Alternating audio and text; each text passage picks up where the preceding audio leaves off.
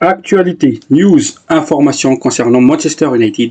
C'est ici que ça se passe sur Legacy United. Les gars, aujourd'hui j'aimerais discuter de plusieurs points, comme d'habitude. Tout d'abord, j'aimerais parler d'un milieu de terrain en particulier. Un milieu de terrain qui est en train de me séduire actuellement. Point numéro 2, le dossier Bemo. Parce que justement, ça a fait parler ce dossier-là hier soir. Et enfin, point numéro 3, je vais parler de Jadon Sancho.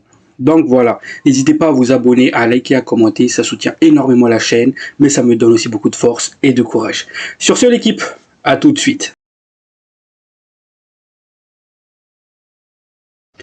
La famille, bonjour à vous, j'espère que tout va bien pour vous. Pour ce qui est de ma part, je vais bien. Les gars, vous entendez? Vous entendez?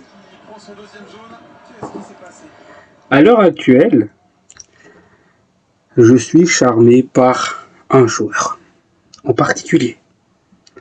Un joueur de Palmeiras, Richard Rios. Les gars, là je viens de regarder le match Botafogo-Palmeiras, 8e de finale de Coupe du Monde des clubs, et franchement, il m'impressionne ce joueur. Les gars, j'ai déjà remarqué cela face à Porto, face à un club européen. Il était énorme. C'est un grand homme, un grand joueur. J'ai remarqué par la suite, à chaque fois, du coup, je me suis dit, je vais observer les matchs de Palmeiras pendant ce Coupe du Monde des clubs. Je vais regarder les matchs de Palmeiras. Du coup, j'ai enchaîné, à chaque fois, je regardais les matchs de Palmeiras. Et aujourd'hui, je regarde encore le match face à Botafogo. Et à chaque match, Richard Rios m'impressionne. Parce que c'est bien beau de dire oui, c'est un joueur intéressant, etc., etc. Mais aujourd'hui, j'ai des preuves. J'ai les preuves pourquoi nous devons partir chercher Richard Rios pour justement cette mercato estivale. Point numéro 1.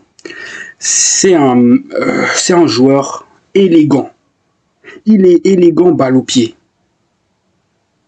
Que ce soit dans ses interventions défensives, que ce soit dans sa manière de faire le jeu. Il a cette côté élégance. Point numéro 2. C'est un joueur, balle au pied, tu lui prends pas la balle. Tu lui prends pas la balle, balle au pied. Il sait conserver la balle. Il garde la balle. Il a une grande vision de jeu. Point numéro 3. C'est, comme je l'ai dit, c'est un joueur avec une grande vision de jeu. Il voit tout ce qui se passe sur le terrain. Il voit tous les déplacements de ses coéquipiers. Il sait vraiment distiller les passes. Il sait transmettre les passes. Aujourd'hui, là, ce que la plupart des gens vont retenir, c'est le but magnifique de Paulina. C'est ça que les gens vont retenir. C'est cette crochet de Paulina pour s'ouvrir un angle de frappe où il glisse la balle ras le poteau côté gauche. Et but magnifique. C'est ça que les gens vont retenir.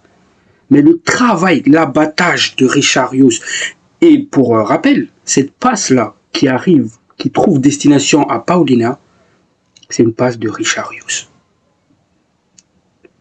Point numéro 4. C'est un joueur très précis techniquement. Il est très précis techniquement. C'est un joueur qui ne fait pas beaucoup de pertes de balles, que ce soit via les passes, que ce soit via ses contrôles, ses touches de balle. C'est un joueur qui est vraiment très précis techniquement. Et surtout, ce que je tiens à souligner dans ses passes, c'est des passes qui vont vers l'avant. Ça va chercher les attaquants. Ça va mettre les attaquants dans les bonnes conditions. C'est des passes qui vont casser les lignes. Balle au pied, le gamin. Il va percer le milieu de terrain, la défense. C'est vraiment un joueur très très intéressant. Point numéro 5. Une grosse frappe de balle. C'est un joueur avec une grande technique de frappe de balle. Parce que oui les gars, c'est une technique à ce niveau-là. Parce qu'à chaque fois, il le prend bien la balle. Il la prend bien, puissant, et ça va chercher les côtés à chaque fois. Ça va toujours mettre le gardien dans l'embarras. Et surtout, c'est des grosses frappes à l'entrée, voire même très très loin du but adverse. C'est un joueur qui ne va pas hésiter à déclencher dès qu'il a un espace libre. Et à chaque fois, il va obtenir quelque chose. Soit des déviations en corner, parce que c'est une grosse puissance de frappe, les gars. Donc, c'est vraiment un joueur très très intéressant. Et là, par exemple, pourquoi j'ai trouvé intéressant ce match face à Botafogo? Tout d'abord, Botafogo, c'est une équipe défensive qui procède aux contre-attaques. Et qui possède en contre-attaque. Autrement dit, c'est une équipe qui va d'abord chercher à très bien défendre, rester bloc bas, compact, et puis prendre en contre-attaque l'équipe adverse. C'est ça le Botafogo, hein. C'est comme ça qu'ils jouent. C'est comme ça qu'ils sont partis chercher une victoire face au PSG, champion d'Europe. Et du coup, l'importance de Richarlison dans ce match-là, c'est ces grosses patates à l'entrée de la surface, aux 60 mètres. Il envoie une grosse patate. Ce qui oblige le gardien à se détendre à chaque fois. Donc ça devient une occasion dangereuse parce qu'il ne peut pas capter. La balle, elle est trop puissante.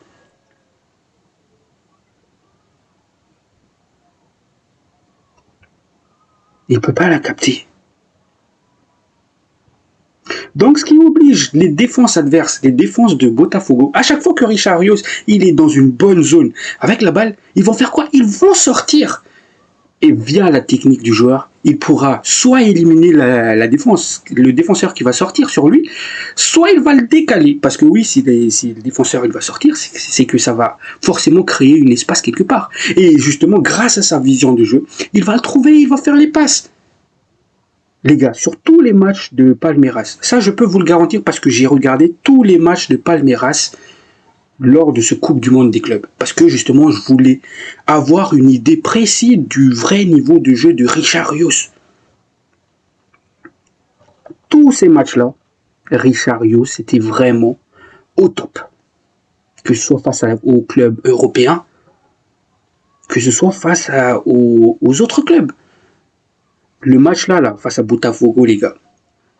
Parce que oui, certaines personnes vont utiliser l'argument, oui, mais l'intensité en première ligue, ça ne sera pas pareil. L'intensité lors de ce match-là, c'est qu'ils vont au castagne, ils vont au combat.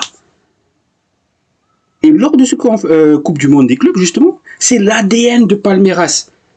C'est aller au bagarre. Autrement, c'est un joueur tout à fait capable de jouer sous pression. Donc les gars, moi aujourd'hui, si on me donne un choix, Ederson de Atalanta ou Richarlison, jusqu'à maintenant, vu que je ne connaissais pas réellement le vrai niveau de Richarlison, j'avais tendance à dire Ederson.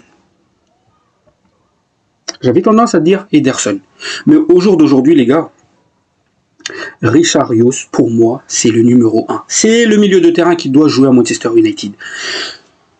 J'ai tout listé, tous les arguments possibles. Tout ce que j'ai remarqué dans le jeu de Richarlison. Il a une grosse puissance de frappe, comme Valverde. C'est une technique, ça, c'est un art, ces frappes-là. C'est pas tout le monde qui sache frapper comme ça, avec beaucoup de puissance, et la balle, elle se lève pas beaucoup. C'est pas tout le monde qui arrive à faire ça. Et surtout, pourquoi il passe devant Ederson? Justement, grâce à sa technique, son élégance, ses récupérations de balles, c'est-à-dire son abattage dans le jeu, grâce à sa puissance de frappe aussi, parce que face au bloc bas, qu'est-ce qui se passe à Manchester United? On a du mal à marquer, à se créer des occasions. On a vu ça face à Wolverhampton l'année dernière, à domicile, où on a dominé dans le jeu. Certes, il y avait des occasions, mais face au bloc bas, Manchester United a du mal. Et justement, avoir un gars comme Richarlison, si tu lui laisses l'espace à 60 mètres, à l'entrée de la surface, qui va allumer la mèche et qui va toujours cadrer ou bien faire des frappes dangereuses, ça va toujours obliger la défense à sortir sur lui. Et je suis désolé, ça, Ederson, il n'est pas capable de faire ça. Peut-être que s'il travaille ça, il va potentiellement réussir à ça, mais Ederson, son style de jeu, c'est pas les grosses frappes à l'entrée. Évidemment, il en a mis quelques-uns. Donc oui, aujourd'hui, je suis dans le train Richarlison pour venir à Manchester United. Donc il n'est pas trop tard, les gars. Venez avec moi, suivez-moi. Je peux vous garantir que ce gars-là, ça va révolutionner le milieu de terrain. Avec un double pivot, Bruno Fernandes, Richarlison, surtout qu'il est capable de le faire, il est rapide. C'est vraiment quelque chose qui pourrait marcher. Alors que Ederson, Bruno, je suis pas sûr à 100%.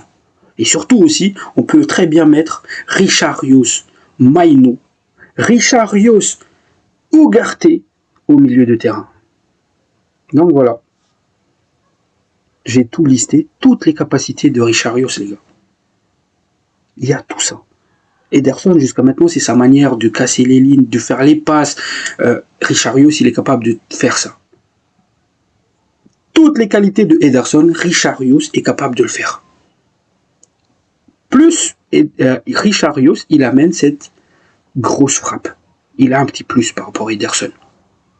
Donc, il faut arrêter avec l'excuse, oui, mais Ederson, il joue en Europe. On a vu les clubs brésiliens lors de ce Coupe du Monde des clubs et battre ces clubs européens. Certes, les clubs européens sont en fin de saison et eux, ils sont en milieu de saison. Certes, il y a ça, mais je vous invite à regarder les matchs de Palmeiras. C'est une équipe qui va dans les duels. Leur victoire, c'est pas au hasard, les gars. C'est des victoires méritées. Donc, voilà. Donc, j'ai sélectionné 2 commentaires. Premier commentaire, ça vient de Ousmane Thierry. Salut la famille, sachant qu'un match se gagne au milieu de terrain, donc après le dossier Bemou, je souhaite que Manchester United cherche un monstre au milieu de terrain qui pourrait accompagner Bruno et donner encore une chance à Obi Erasmus au poste de numéro 9 jusqu'à la prochain mercato. Oui, c'est vrai que j'ai pensé à cette idée. C'est-à-dire, au lieu d'aller chercher un numéro 9 qui va nous coûter 80 millions, si c'est Osimhen, Gyökeres, pourquoi pas? Mais si partir chercher un Ekitike à 80 millions, c'est le plan. Non, gardez vos sous, les gars. Gardez vos sous. Je préfère plutôt que vous allez mettre ces 80 millions sur un milieu de terrain. Je suis tout à fait d'accord avec ça. Donc, tenter un pari Rasmus, non. Dans ce cas-là, pour moi, c'est Zirkzee qui doit jouer en pointe. C'est pas que c'est un numéro 9. C'est pas le poste où j'aimerais voir un Zirkzee. Mais justement, si on signe un Bemou, Zirkzee, ça peut permuter dans le match. Parce qu'on a vu à plusieurs reprises la saison dernière, sous Amorim, par exemple, on voyait un Haaland qui dézonait l'axe. Et qu'est-ce qui se passait à chaque fois? À chaque fois, il n'y avait personne dans l'axe. Alors que là, si un Zirkzee va dézoner son position de faux numéro 9, un Bemou justement peut s'engager là-dedans, un Cunha peut s'engager là-dedans, donc oui, ça peut être pas mal. Donc un Zirkzee en tant que titulaire, Obishido en sortie de banc, ça peut être pas mal aussi. Et sinon, on peut toujours chercher un petit numéro 9 qui va pas nous coûter beaucoup. Par exemple, un Tolu qui est grand, puissant, qui joue au Jupiter Pro League en Belgique, qu'on pourrait avoir pour 30 millions. On pourrait aller le chercher pour le mettre en tant que sortie de banc d'un Zirkzee.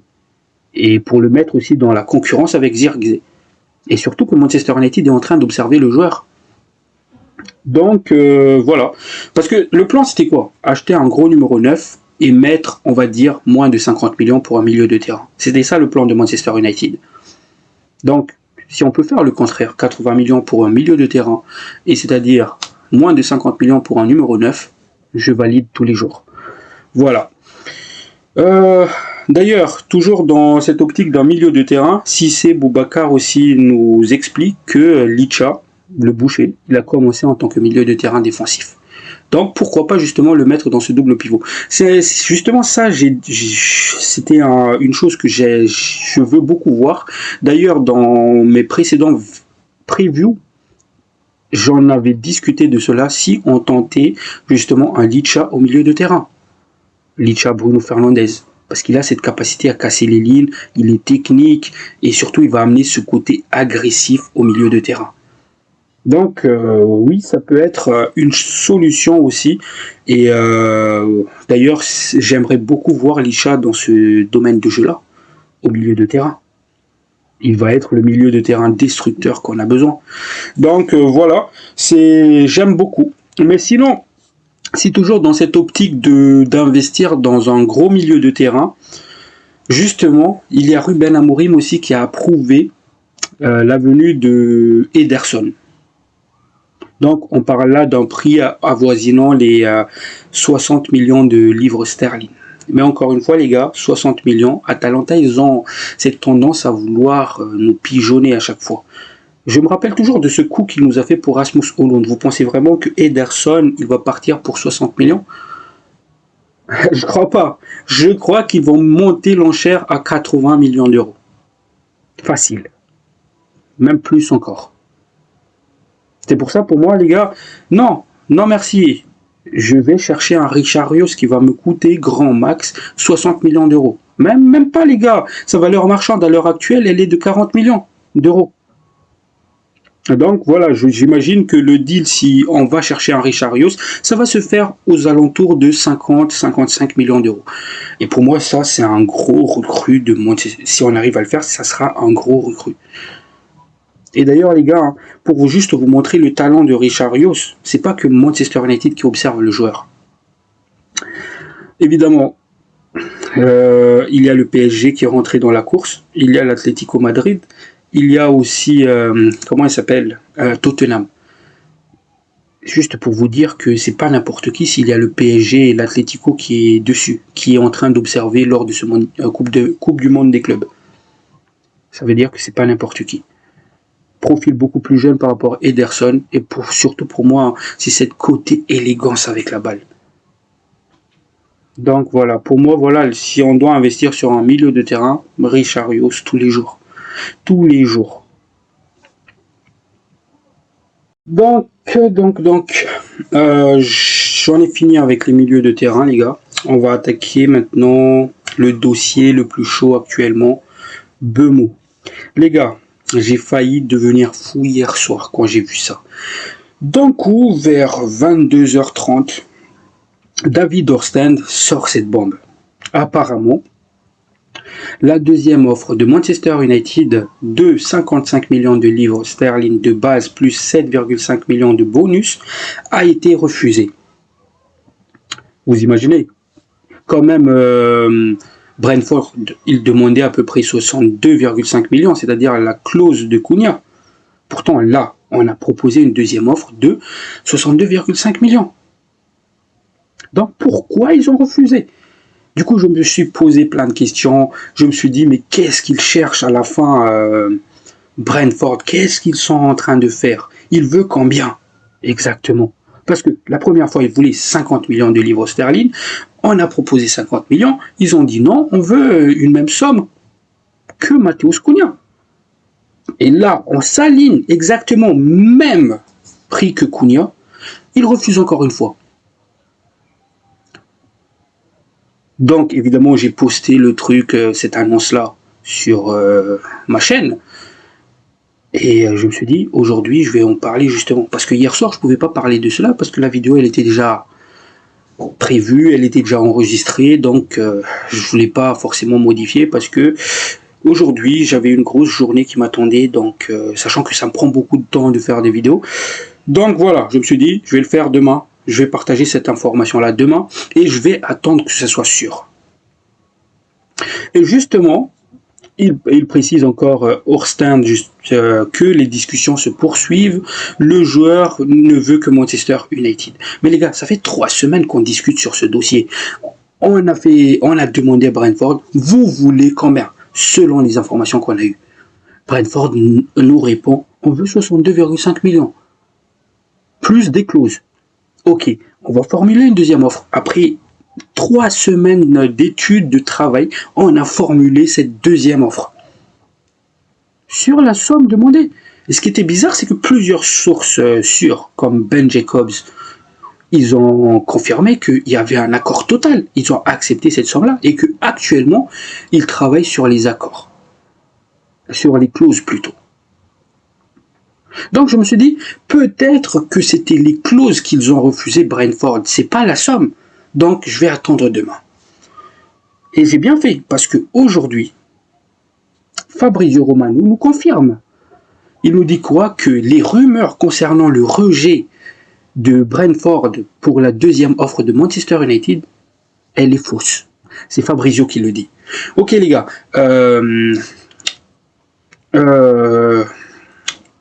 David Orstand, c'est une source sûre à Manchester United, en Angleterre.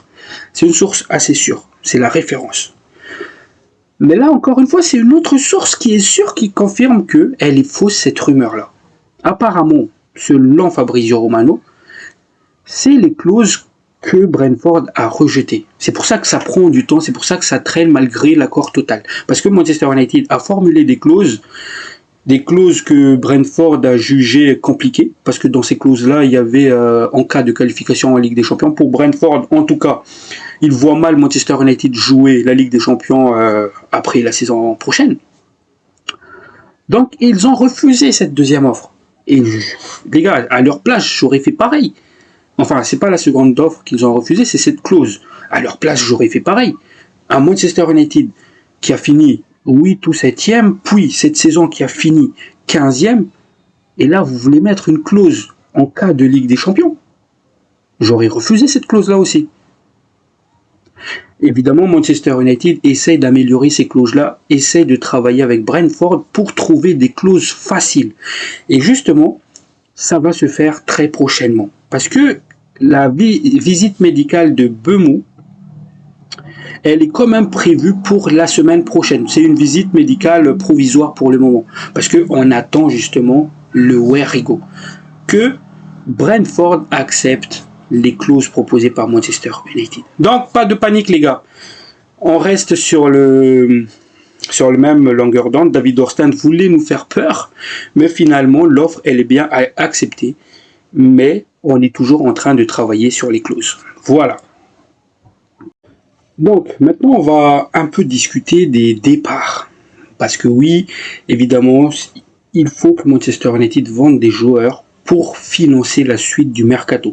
Évidemment, là, ils ont sécurisé une somme, ils sont confiants d'ailleurs, pour Bryan Mbeumo.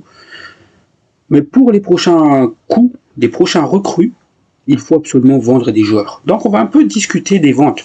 Qu'est-ce qui se passe? Tout d'abord, j'aimerais parler de Jadon Sancho, Monsieur Freedom. J'en parle souvent ces derniers temps parce qu'il faut que je parle de lui. Vous vous rappelez du rumeur que j'ai discuté avec vous, que j'ai partagé avec vous concernant Jadon Sancho au Fenerbahçe. Et d'ailleurs, Fenerbahçe était vraiment chaud pour l'avoir. Ils voulaient même formuler une offre de salaire de 12 millions. Et ils étaient même prêts à payer la somme demandée par Manchester United de 25 millions de livres sterling. Vous vous rappelez de cela? Et d'un coup, plus rien. On n'entendait plus parler du rumeur Fenerbahçe. Qu'est-ce qui s'est passé? Apparemment, selon les médias turcs, José Mourinho, il a dit non, j'en veux pas. J'en veux pas de Jadon Sancho au Fenerbahçe. C'est pour ça que la négociation, elle est tombée à l'eau. Et sachant que José Mourinho qui regarde ce qui se passe à Manchester United, ça m'étonnerait même pas qu'il l'a refusé, parce qu'il connaît justement le cas Sancho. Et on connaît que José Mourinho, c'est un coach à caractère. Donc ça va forcément mal se passer avec Jadon Sancho. Il le sait. Donc c'est un homme intelligent, parce que si j'étais coach du Fenerbahçe, évidemment j'aurais fait pareil. Parce qu'en acceptant Jadon Sancho, je mettrais ma tête sur la Select. Donc j'aurais fait pareil. Donc à l'heure actuelle, il n'y a qu'un seul prétendant sérieux pour recruter Jadon Sancho. J'en ai parlé hier, c'est la Juventus de Turin. Mais encore une fois, le joueur il veut venir à la Juve. Mais là où ça bloque, c'est quoi encore une fois? C'est le salaire. le salaire. Mais la Juve reste confiant dans le dossier et il pense trouver un accord très prochainement. J'espère vraiment que ce sera le cas. J'espère vraiment qu'ils vont s'aligner au salaire de Jadon Sancho, au salaire demandé par le joueur. Donc voilà. Deuxième cas, ça concerne Anthony. Pourquoi j'en parle justement? Le Betis voulait de base un deuxième prêt de Anthony avec assorti d'options d'achat. Parce qu'à ce qu'il paraît, ils n'ont pas les sous pour payer Anthony directement. Puis il y avait une deuxième rumeur qui est apparue, et j'avais partagé cela avec vous, comme quoi le Betis était prêt finalement à payer la somme demandée par Manchester United pour faire directement un transfert sec d'Anthony au Betis. Et d'ailleurs, le joueur, il privilégie toujours le retour en Espagne, c'est-à-dire au Betis Séville. Donc, cependant, ils ont affirmé une chose qui était très vague, selon moi, à cette époque-là, c'est que le dossier pourrait prendre du temps. Ça peut prendre beaucoup de temps. Donc, je me suis dit, pourquoi ça va prendre beaucoup de temps? Peut-être qu'ils veulent vraiment négocier le strict minimum pour le signer. Mais finalement, c'est parce que le club du Betis attendait des ventes. C'est-à-dire la vente de Cardozo et de Jesus Rodriguez.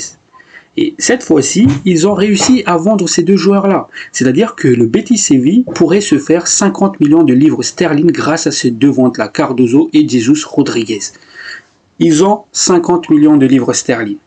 Donc, je pense que ça va accélérer les choses. Parce que là, le Betis, s'il veut vraiment un Anthony, ils pourront l'avoir. Parce qu'ils ont l'argent maintenant. Et maintenant, il ne faut pas que Manchester United tombe dans le panneau.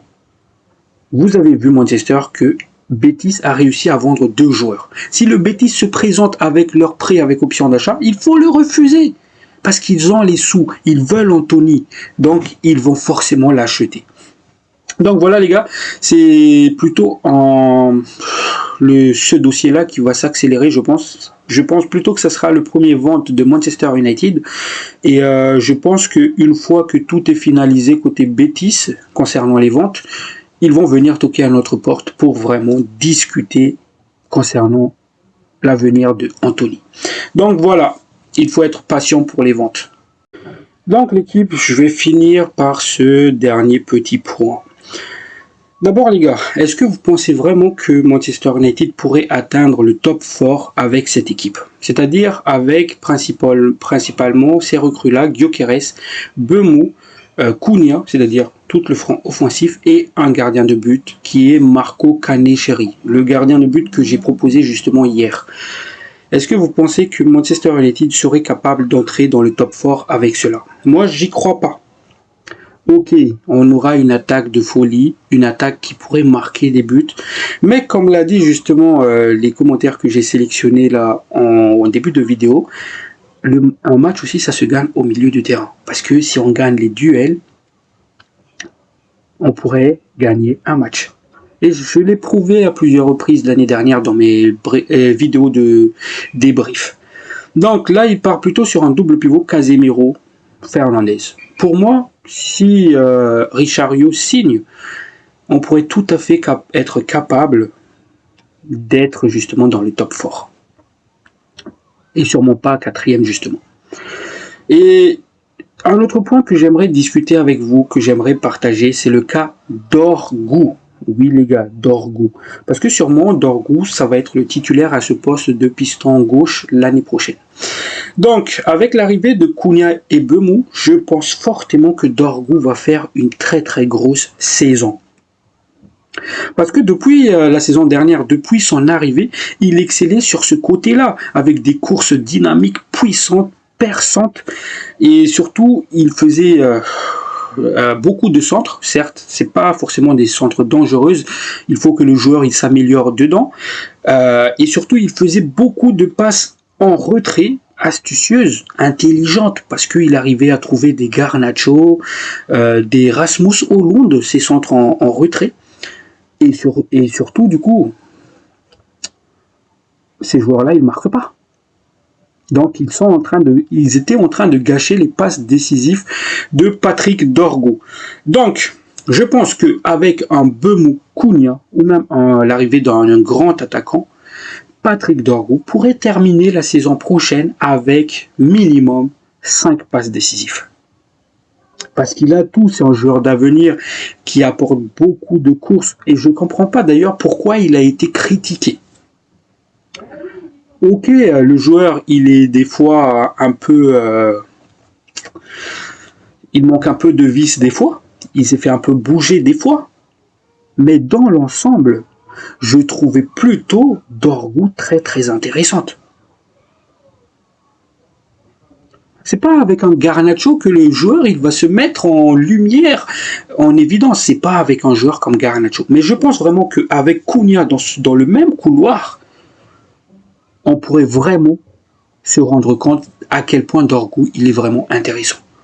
Parce que là, on va avoir un Cunha, joueur de petit périmètre, demi-espace, un joueur technique. On pourrait avoir un Bemou qui va justement éteindre les défenseurs via sa vitesse, via sa technique. Et justement, un Patrick Dorgu, il peut se mettre en lumière avec ces deux gars-là. Il va faire des passes décisives. Parce que ses passes en retrait, c'était intelligent. Ça trouvait preneur. Mais là, le problème du joueur, c'est les centres... en lob là pour essayer de trouver l'attaquant. C'était là le problème de Dorgu. Avec un peu de travail, il va s'améliorer dedans. Et une fois qu'il a corrigé ce tir-là, Dorgu, les gars, c'est un monstre. Dorgu, c'est un monstre. Et je trouve qu'il a été critiqué injustement, justement. Ok, face à Lyon, il s'est fait bouger. Après son carton rouge face à Ipswich, il s'est fait bouger pendant quelques matchs. Mais il s'est plutôt bien repris. C'est le joueur qui a fait beaucoup d'interceptions à Manchester United depuis son arrivée. Beaucoup. Vous voyez les stats dans mes débriefs? À chaque fois que je parlais de interception, duel gagné, il y avait toujours Dorgu dans le top 5. Toujours. C'est un joueur rapide qui alimente, qui anime très bien ce côté gauche. Mais avec un Garnacho bruyant, évidemment, vous allez pointer du doigt, les gens vont pointer du doigt Patrick Dorgu. Mais vous allez voir, encore une fois, vous allez voir, avec un Cunha, ça sera différent. Tout le monde va se rendre compte du vrai potentiel, du vrai niveau de Patrick Dorgu. Donc les gars, voilà. J'ai fait le tour de ce que j'avais à dire. Et s'il y a d'autres news qui sortent d'ici demain, évidemment, je vous ferai une autre vidéo. Sur ce, l'équipe, prenez soin de vous, la paix sur vous. Ciao, ciao.